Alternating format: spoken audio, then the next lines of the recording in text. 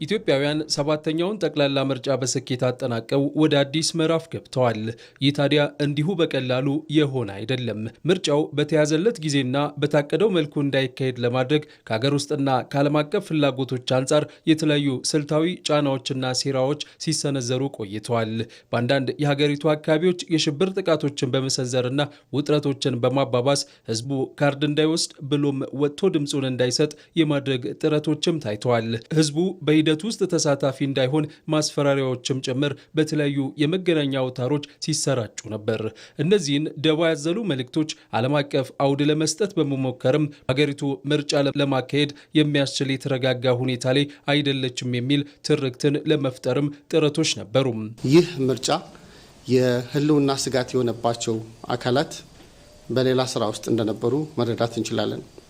የመንግስትን ስልጣን በምርጫ ሳይሆን በኃይል የመቆጣጠር ፍላጎት ያላቸው በታሪካቸው ከጥይት ውጪ ባሎትን ወይም የድምፅ መስጫ ኮረጆን የማያውቁ አካላት የኢትዮጵያ ጠላቶች፣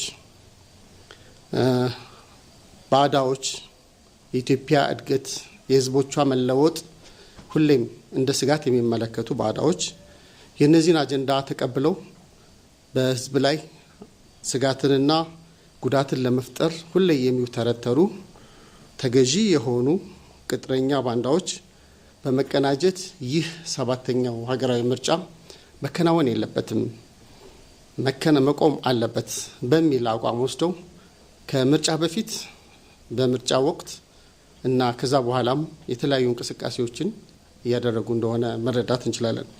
ሆኖም እነዚህ ጥረቶች በህዝቡና በመንግስት ቅንጅት ህልም ብቻ ሆነው ቀርተዋል።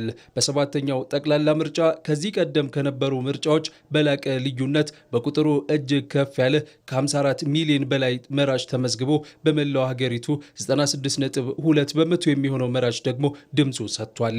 ይህ ኢትዮጵያውያን በዲሞክራሲ ስርዓት ግንባታ ውስጥ ያላቸውን ተሳትፎም የሚያሳይ ጭምር ነው። ድምፁን ከንጋት እስከ እኩለ ሌሊት ሲሰጥም ትዕግስቱን በጽናት ያሳየበት ለዕለት ብቻ ሳይሆን ለቀጣይ 5 ዓመታት የሚጠብቀውን ፍሬ እያሰበ የከወነው ግብሩ ነው። በጠመንጃ በአፈሙዝ ሳይሆን በካርድ በምርጫ በመረጥኩት መንግስት ልመራ የሚል ህዝብ እንዳለን የህብረተሰባችን ደግሞ ንቃተ ህሊና ከፍ ያለ ደረጃ ላይ የደረሰበት መሆኑን የሚያሳይ ነውና እኔ በነበረው ነገር በጣም ደስተኛ ነበርኩኝ። ዓላማችን አገር ማጽናት ነው። ጸንቶ ደግሞ እንደሚያይ ደግሞ ህዝቡ መልእክት አስተላልፏል። መልእክቱን ነገ ከመንግስት ይጠብቃል። ሞቻችንን ያረጋግጥልናል። በዚህ ላይ በቂ የሆነ እውቀት ኖሮት ህብረተሰቡ በንቃት የተሳተፈበት ስለሆነ ለሀገራችን ብሔረ መንግስት ግንባታ ለሀገራችን ብሔራዊ ጥቅሞች መረጋገጥ ፋይዳው የጎላ ነው። ምርጫው በረጅም ዘመን ታሪኳ ለአፍሪካውያን የነጻነት ምሳሌ የሆነችው ኢትዮጵያ በሌላ አብነት የተገለጠችበት ጭምር እንዲሆን ያስቻለ ነው። የአፍሪካ ህብረት ታዛቢ ልዑክን እየመሩ የምርጫውን ሂደት ተዘዋውሮ የተመለከቱት የቀድሞ የኬንያው መሪ ኡሁሩ ኬንያታ ምስክርነት የምርጫው ትምህርታዊነት ከአድማስ ወዲያ የሚሻገር ስለመሆኑም የሚያጸና ነው።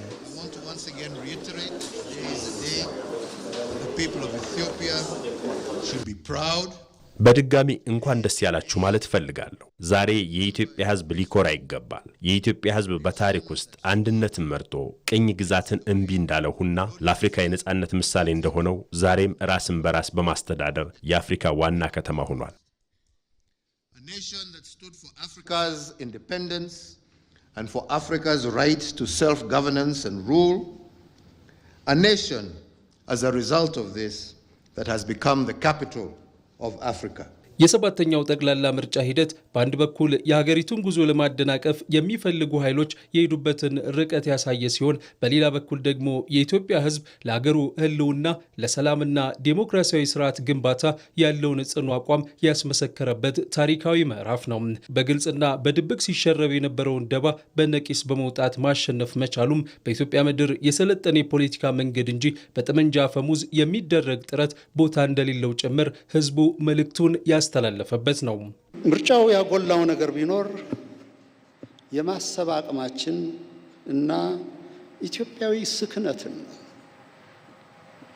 የምርጫው ተሳትፎ ጉዟችን ከእውቀትና ከማስተዋል ጋር የተወዳጀ ከግጭትና ከጥፋት የተፋታ የተለያየ መሆኑን በተግባር አሳይቷል።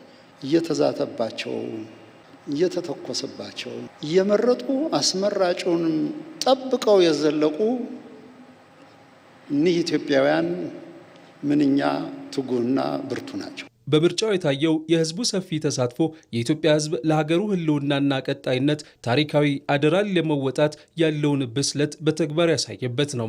ይህ ክስተት ምርጫው እንዳይካሄድ ሲሰሩ የነበሩ ተከታታይ የውስጥና የውጭ ደባዎች በህዝባዊ ማዕበል የተገፉበትና የኢትዮጵያ የፖለቲካ ጉዞ አዲስ ተቋማዊ መሰረት የጣለበት የታሪክ ምዕራፍ ሆኖም ተመዝግቧል።